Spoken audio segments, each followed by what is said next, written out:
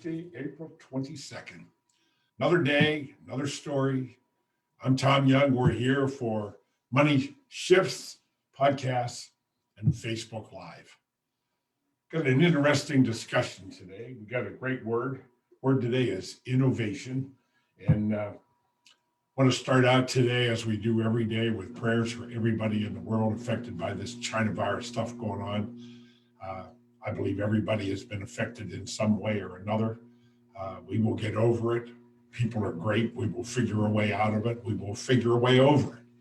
Our prayers also go out for the loved ones who've been lost, that the Lord would open his arms and take them into his heaven above.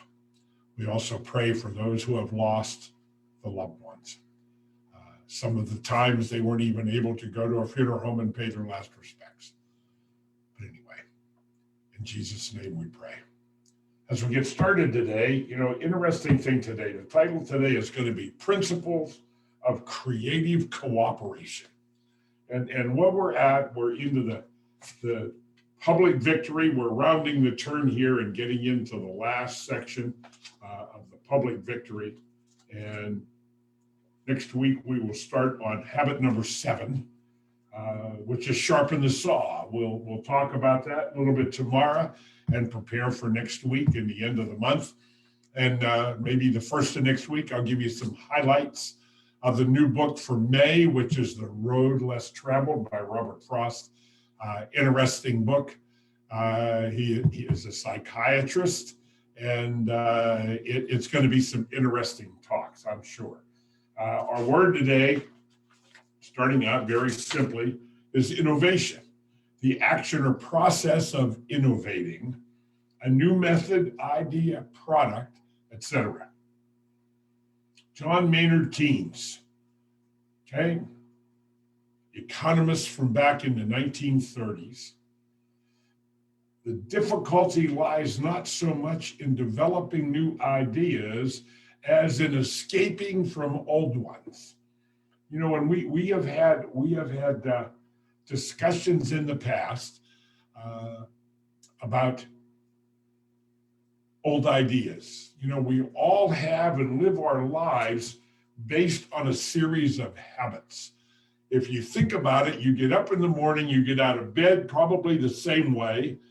You shut the alarm clock off like I do every morning, and I get up, I sit on the side of the bed, and then I head for the bathroom. And I have this routine that I do every morning just about, and those are habits that we follow every day. So much of what we do every day are based on habits. Therefore, the analysis of this book, The 7 Habits of Highly Effective People, we need to create some new habits. Now, you cannot eliminate an old habit. That's sort of what Keynes says here, the new idea as in escaping from old ones. You can only change your habits by overlaying a new habit. And they always talk about the 21 days. You have to do something for 21 days for it to become a habit. Now, that's the generality of it. I would think that some people require 30 days or more to create an unwavering, ongoing habit that they can follow and get into as they do what they do. So habits are so very important. Innovation is new things, new ideas, new habits. And we need to work at those kind of things. There's a story in here. It's an interesting story. I'm not going to read the whole thing, but the gist of it is in the 1800s, large cities around the world were drowning in horse manure. In order for these cities to function, they were dependent on thousands of horses for transportation of both people and goods.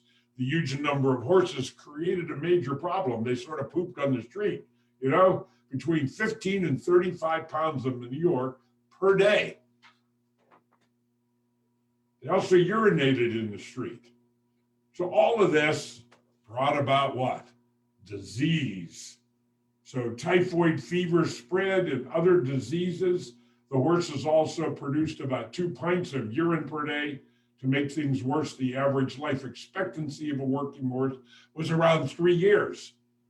but the bodies were often left to purify. I like that, purify, so the corpses could be more easily sawn into pieces for removal. They didn't have backhoes back then. You know what a backhoe is? Big machine with a motor. They didn't have those. So the solution to this terrible situation were offered at the world's first international urban planning conference in New York, but no solution could be found. And it wasn't until a man solved the impossible problem. His name was Henry Ford. And what did Henry Ford create? He came up with the automobile. Interesting in the stories to think about that, of how things go.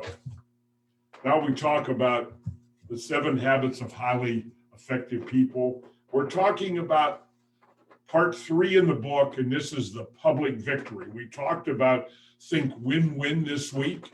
And if you lay that in your mind and let yourself think about it a little bit, would you ever want to do business where you were the loser and the other guy won, or the other person or the business? So that was a lose-win situation. Would you want to be involved in that? You wouldn't want to impose a win-lose where you're the winner and everybody else loses, the business loses. Well, they would go out of business.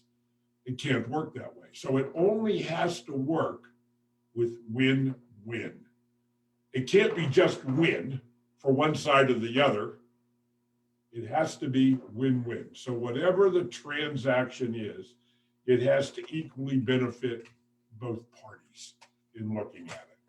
The next one is seek to understand before expecting to be understood. And that is a deep one because, I talked about this for a long time, years in the talks that I've given. You cannot judge another person. Judge not that ye be judged, as the Old Testament says. And in that thinking, when somebody has an opinion that is different than yours, and you try to impose your opinion on this other person, guess what? A person convinced against their will is of the same opinion still. So you cannot do that. Arguments that happen because of somebody's opinion, one person's opinion versus another person's opinion, is just, it's a human nature problem is what it is, because you have to have respect for other people's opinions. Unless you walk a mile in their shoes, you have to accept that their opinion is their opinion. They arrived at that opinion based on information that they have received or experienced, the same as you. I mean, I look at what I do financially, and I've been at this for 45 years. I've taken all the courses. I have all these initials after my name. And a lot of people in my profession have taken those same courses. And how did they end up thinking differently? Or the question is, how did I end up with a different perspective, a different perception, a totally different paradigm on how financial decisions should be made? And what I do, I can absolutely mathematically prove what I do. So I have gone through the process of opening my mind with an open mind and looking at these positions, these opinions that became truth by mathematical proof. How did that happen? How is my opinion backed by mathematical proof?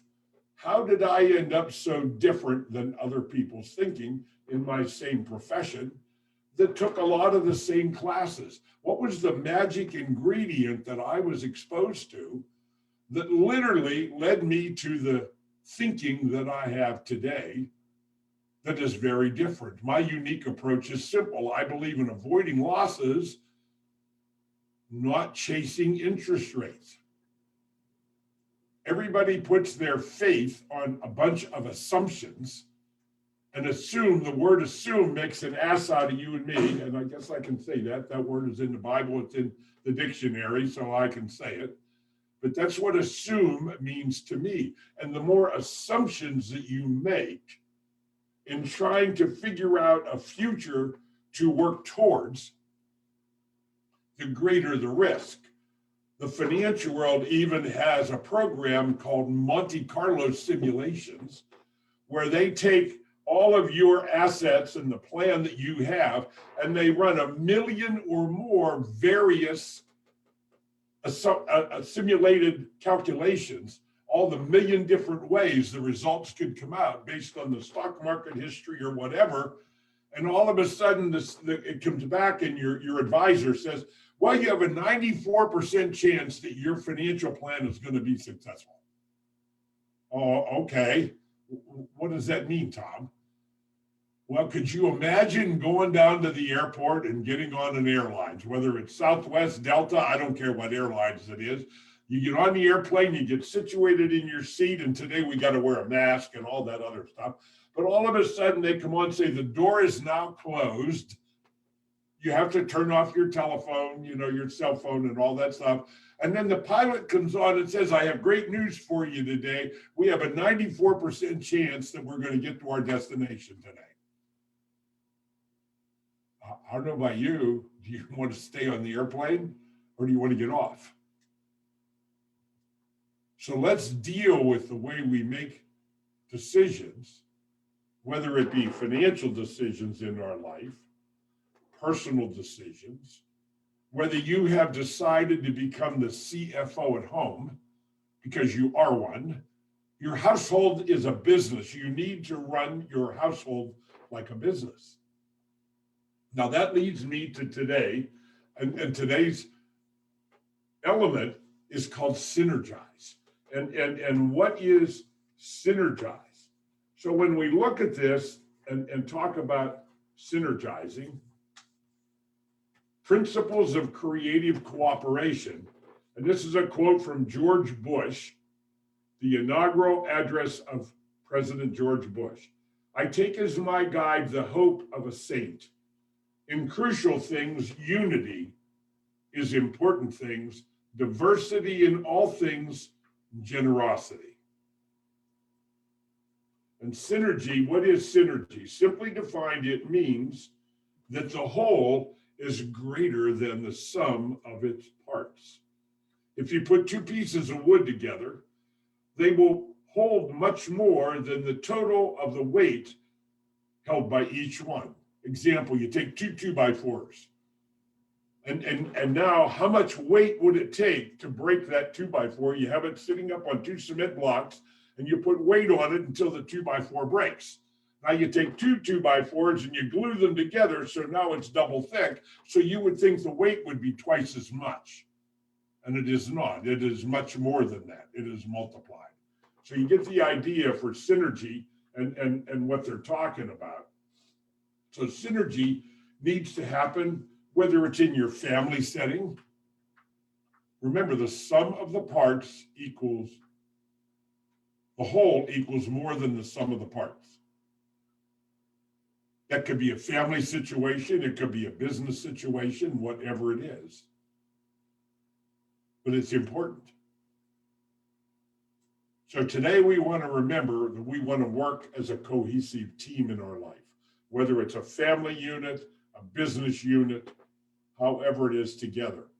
But this is part of this cooperative communication that we have to have with other people in order to find synergy in the things that we do, so that we find a bigger result based on the pieces that are put together.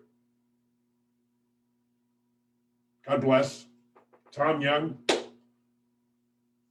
signing off. Prayers for everybody.